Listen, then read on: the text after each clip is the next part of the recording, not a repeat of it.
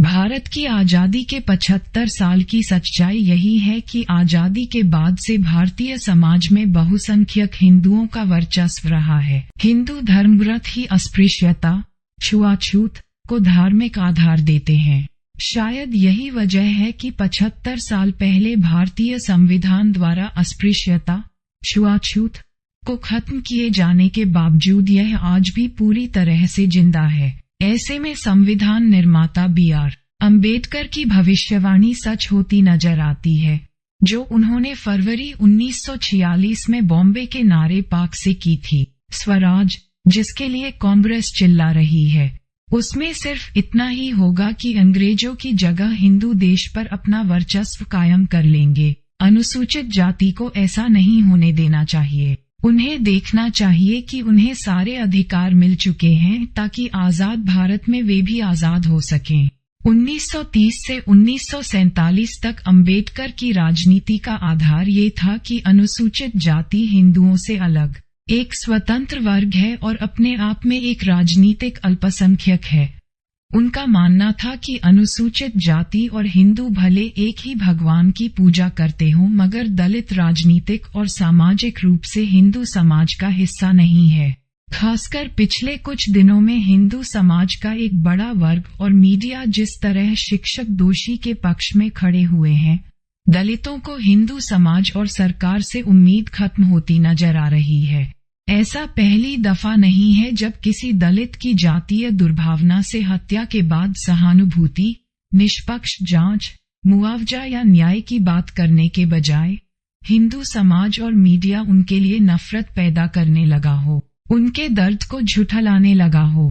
ऐसा माहौल बना दिया जाता है गोया किसी दलित ने अपनी जान खुद ही ले ली हो।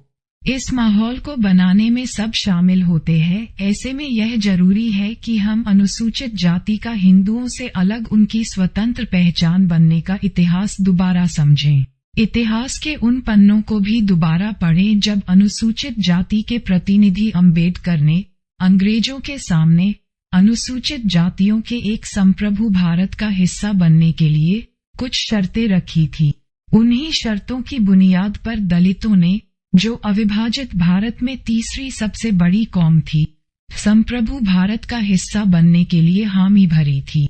अगर अनुसूचित जाति को अपनी अलग पहचान नहीं मिलती तो संविधान में उनके लिए अलग से कोई सहूलियतें भी नहीं दी जाती और तब वह पूरी तरह अपनी शिक्षा, रोजगार, स्वास्थ्य, घर जैसी मौलिक जरूरतों के लिए हिंदू समाज पर निर्भर होती।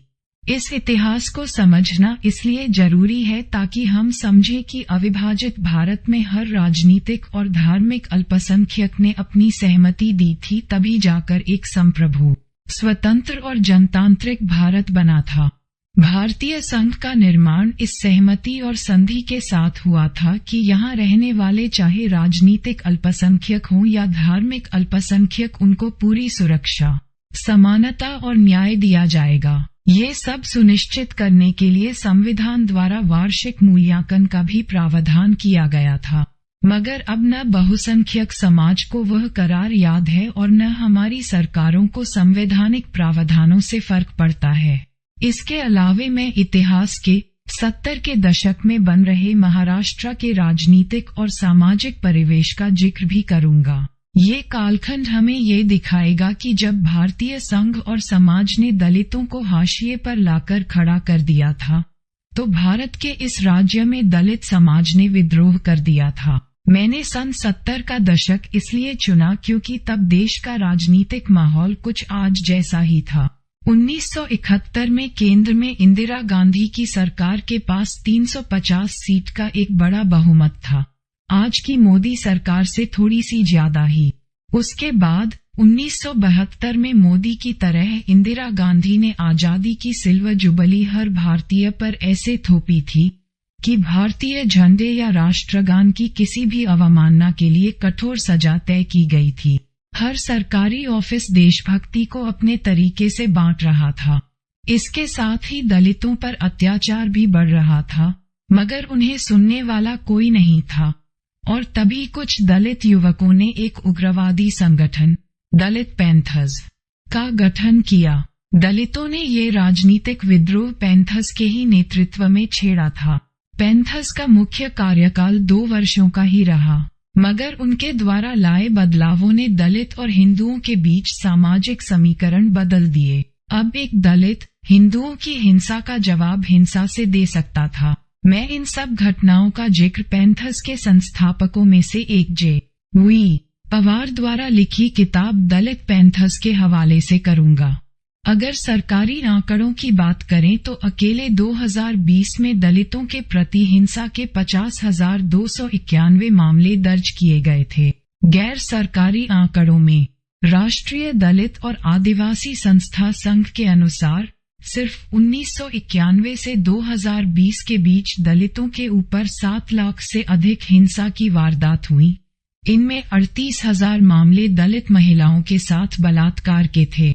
भारत में दलितों की इस स्थिति को ध्यान में रखते हुए अब ये समझें कि उनकी राष्ट्रीय पटल पर अनुसूचित जाति के रूप में राजनीतिक पहचान कैसे बनी। बहरहाल पश्चिम में महाराष्ट्र में रिपब्लिकन पार्टी के नेताओं में टूट और उनके कांग्रेस में शामिल होने से दलित युवा लगातार असहज हो रहे थे। उन्हें कोई रास्ता नजर नहीं आ रहा था जिस पर चलकर वे अपनी पहचान बनाए रख सकते थे। 1960 के दशक के अंत और 1970 की शुरुआत में युवाओं के बीच किसी विरोध का आधार बनाने के लिए समाजवादी और कम्युनिस्ट विचारधारा ही थी। महाराष्ट्र में हिंदू पहचान के ऊपर एक क्षेत्रीय पार्टी शिवसेना भी बड़ी तेजी से उभर रही थी, जिसके प्रति दलितों का झुकाव था। ऐसे में पेशे और शौक से कुछ आम्बेडकरवादी लेखक और कवि जो या तो किसी तरह से रिपब्लिकन पार्टी से जुड़े थे या समाजवादियों से, ने एक वैकल्पिक प्लेटफॉर्म बनाया, दलित पैंथर्स।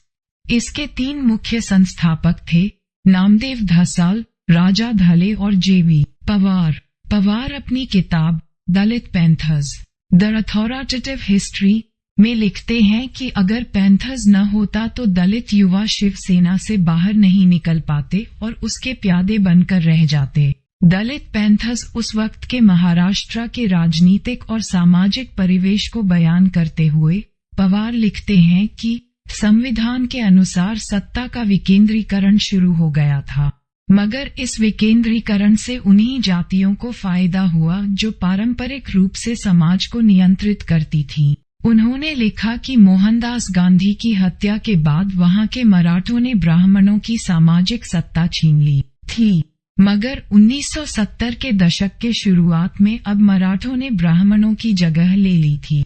गांव में जो पारंपरिक मुखिया होते थे वे मराठा ही होते थे, जिन्हें पाटिल कहा जाता था। पवार लिखते हैं कि सरपंच का पद जब अस्तित्व में आया तो इसे भी गांव के पाटिल ही जीतने लगे थे। पवार लिखते हैं, राजनीतिक परिवेश की बात करें तो बांग्लादेश के निर्माण के बाद इंदिरा गांधी का राजनीतिक कद इतना बढ़ गया था कि वह संविधान के साथ लगातार छेड़छाड़ कर रही थी। केंद्र में कांग्रेस की 350 सीटें थीं। महाराष्ट्र से 45 में 4-2 सांसद कांग्रेस के थे। पवार लिखते हैं कि शासन प्रशासन में कांग्रेस के गुंडों की पकड़ थी। कोई ऐसी संस्था नहीं थी जहां पैंथर्स का सामना कांग्रेस से नहीं होता। वे ये सोचने लगे कि क्या उनके लिखने भर से दलितों पर हो रहे अत्याचार खत्म हो जाएंगे, क्या उनका लिखना भर ही काफी होगा। अभी यह रिपोर्ट दलित चेतना से गई भी नहीं थी कि महाराष्ट्र में 1972 में दलित अत्याचार की 2 भयानक घटनाएं अखबारों में छपी। ये घटनाएं पैंथर्स के निर्माण का तात्कालिक कारण भी बनी। 1960 के दशक का अंत होते होते अंबेडकर के कई सहयोगी कांग्रेस पार्टी में शामिल हो गए। वही कांग्रेस जिनके खिलाफ अंबेडकर ने ताउम्र राजनीति की थी।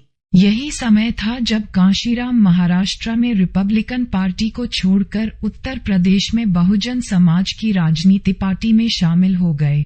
3 दशकों बाद 1990 के दशक में कांशीराम को सफलता मिली। बहुजन समाज के नेतृत्व में दलित पहली बार अपनी शर्तों पर सत्ता पर आए।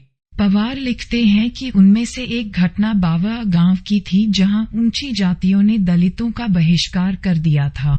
बहिष्कार की घोषणा किसी और ने नहीं बल्कि उस वक्त के एक राज्य मंत्री के भाई ने ही की थी। दूसरी घटना थी ब्राह्मण गांव की, जो परभानी जिले में था। वहां ऊंची जातियों ने 2 दलित महिलाओं को नंगा करके पूरे गांव में घुमाया था।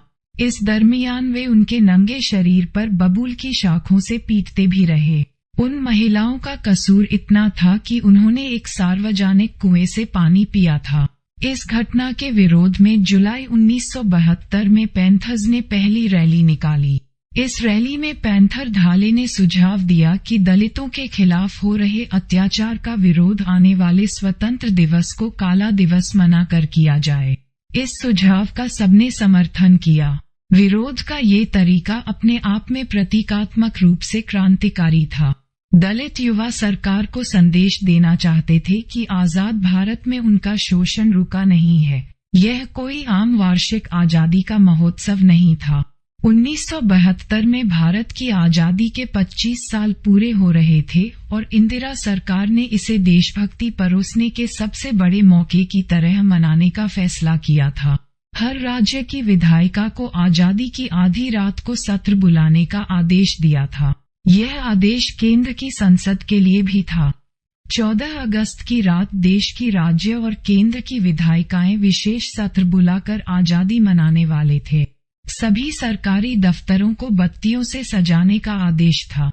इससे पहले मई 1972 में उस वक्त के केंद्रीय सूचना और प्रसारण मंत्री नंदिनी सतपथी ने सरकारी आदेश दिया था कि थिएटर में हर व्यक्ति को राष्ट्रगान बजने पर खड़ा होना पड़ेगा। उन्होंने कहा कि अगर किसी व्यक्ति ने इस आदेश की अवमानना की तो उनके खिलाफ कार्रवाई की जाएगी। इसी पृष्ठभूमि में अपनी तय योजना के तहत दलित पैंथर्स 14 अगस्त की रात आजाद मैदान में इकट्ठा हुए। यहाँ से वे अपने बाजू पर काला पट्टा बांधकर विधान भवन तक मार्च करने वाले थे। पवार लिखते हैं कि धसाल पट्टा लाना ही भूल गए। फिर पवार अपने घर गए और अपना काला छाता लेकर आए।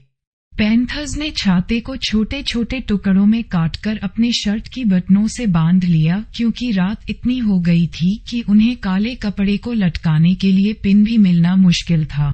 पवार लिखते हैं कि वहां से फिर सारे पैंथर्स विधान भवन पहुंचे।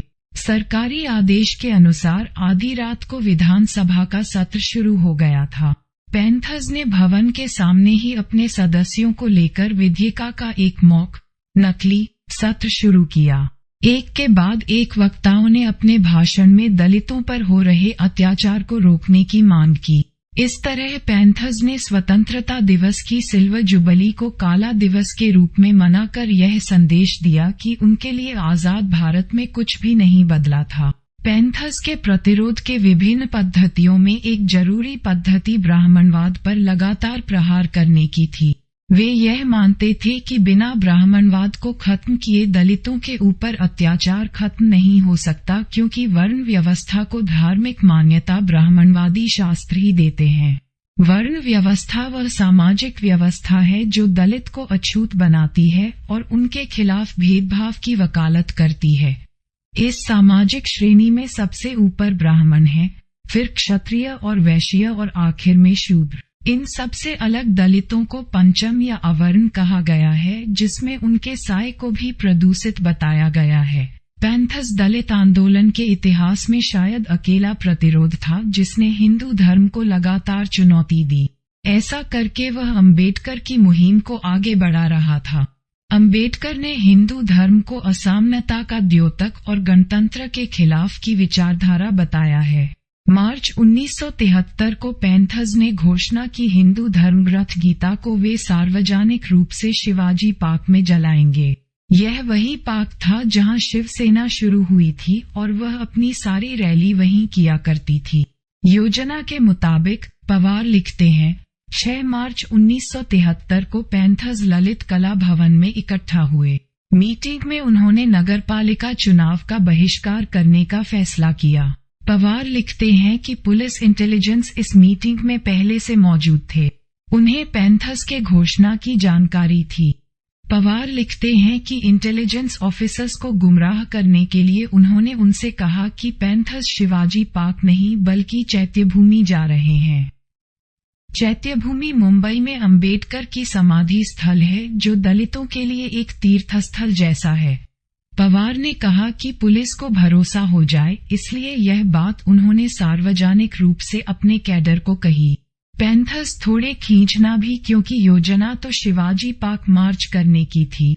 2 सप्ताह बाद 18 मार्च को पैंथर्स ने जगन्नाथपुरी निरंजन तीर्थ के शंकराचार्य पर चप्पल फेंककर अपना विरोध दर्ज किया।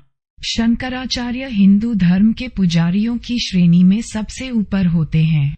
उन्हें धर्म का कार्यवाहक माना जाता है। भारत में मुख्य रूप से 4 शंकराचार्य हैं जो रूढ़िवादी हिंदू धर्म का पालन पोषण करते हैं।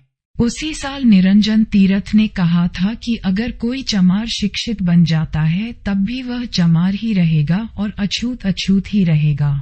शंकराचार्य के इस भाषण ने पैंथर्स को उत्तेजित कर दिया था। संविधान की अनुच्छेद 17 ने अनुसार अछूतता गैर कानूनी है। तभी 18 मार्च को जब शंकराचार्य किसी यात्रा में शामिल हो रहे तो एक पैंथर ने उनके ऊपर चप्पल फेंक दी थी।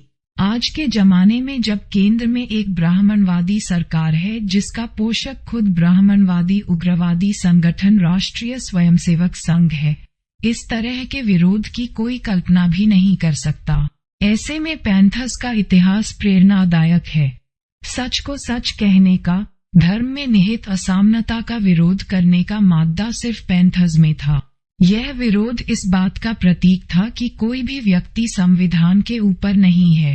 पैंथर्स के प्रतिरोध के विभिन्न पद्धतियों में एक जरूरी पद्धति ब्राह्मणवाद पर लगातार प्रहार करने की थी। वे यह मानते थे कि बिना ब्राह्मणवाद को खत्म किए दलितों के ऊपर अत्याचार खत्म नहीं हो सकता, क्योंकि वर्ण व्यवस्था को धार्मिक मान्यता ब्राह्मणवादी शास्त्र ही देते हैं। ऐसे कई कारनामे पैंथर्स के नाम हैं। आपातकाल के बाद पैंथर्स के कई सदस्य अलग अलग राजनीतिक पार्टियों के साथ काम करने लगे और तभी इसके संस्थापकों ने इसे खत्म करने का फैसला किया। पैंथर्स का इतिहास दलित चेतना में उग्रवाद के रास्ते को एक सफल उपाय के रूप में पेश करता है। ये सिर्फ समय की बात है जब दलित समाज के पास कोई और विकल्प नहीं होगा। भारत सरकार और बहुसंख्यक हिंदुओं को चाहिए कि वे संवैधानिक वादों को याद रखें और उनकी सुरक्षा सुनिश्चित करें। दलित राष्ट्रीय जीवन में एक अलग राजनीतिक पहचान लेकर पैदा हुए और उसी शर्त पर भारत में शामिल भी हुए। भारतीयों को उस शर्त को बाइज्जत निभाना चाहिए। हमारे साथ किसी भी तरह से जुड़े रहने के लिए चैनल को सब्सक्राइब करें और बेल आइकॉन को ऑल पर करें। जब भी इस चैनल पर वीडियो अपलोड करें तो आप तक सबसे पहले पहुंच सके, और आपको वीडियो अच्छा लगे तो वीडियो को लाइक, शेयर और कमेंट करना ना भूलें। धन्यवाद।